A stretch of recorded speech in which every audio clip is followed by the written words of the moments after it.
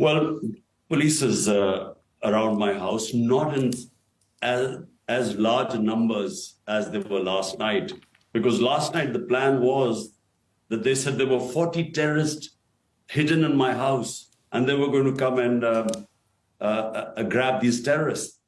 So therefore, the whole area was surrounded by police. But what I did was I asked all the journalists beforehand, I said, come over to my house and see where the terrorists are. So that diffused the situation because clearly there were no terrorists. So that's when the police could not take action. But the answer to your question, do I expect to be rearrested? Yes, it could happen anytime because even though I'm on bail on everything now, the police can't arrest me on any charges because the courts have given me bail. But unfortunately, right now, the law of the jungle is prevailing. Might is right. 7,500 of my workers have been arrested. All my senior leadership has been arrested. So what will happen, I don't know, but I expect to be rearrested. It is absolute nonsense.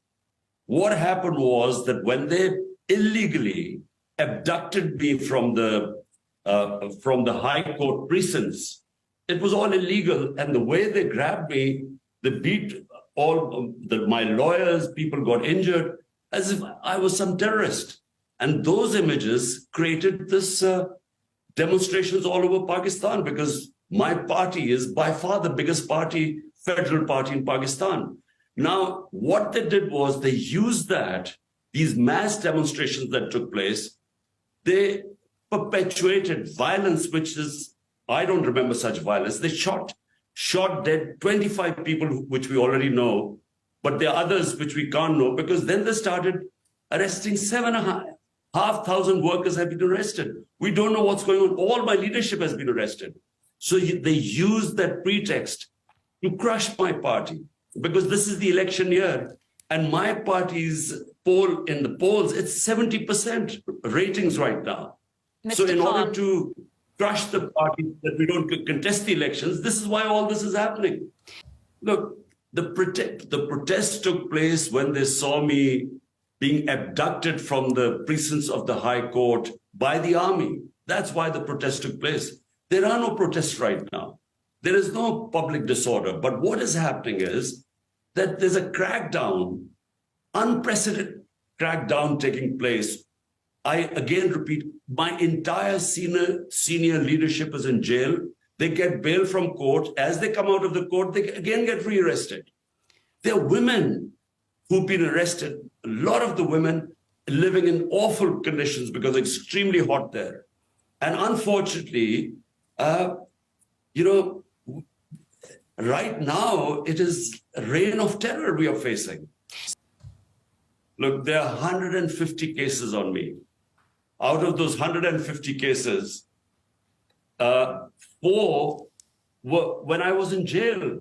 When I was inside the jail, there were 4 more criminal cases against me. There are 40 terrorism cases against me. 15 criminal cases in one day. Even a hardened criminal could not commit 15 crimes in a day. So there are 2 corruption cases which are being contested. So, I mean, as someone who's been known in this country for 50 years, never committed one crime, certainly in the last few months, he's had 150 cases. No one believes this. People know me in this country for 50 years. The senior military intelligence officer was involved in my assassination attempt. I preempted it. I warned everyone that this is going to happen. When it did happen, I was lucky to be alive. 12 people got bullet wounds, one died, and they would not let me register a case. It was my fundamental right that the suspects who were involved, I should have registered a case so they could be investigated. They never even allowed an investigation. So how am I going to bring my evidence forward? And whatever evidence was coming through a joint investigation committee, they sabotaged it.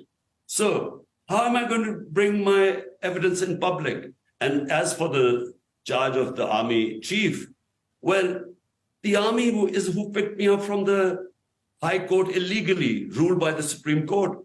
And the orders to the army comes right from the top. So one man takes the decision.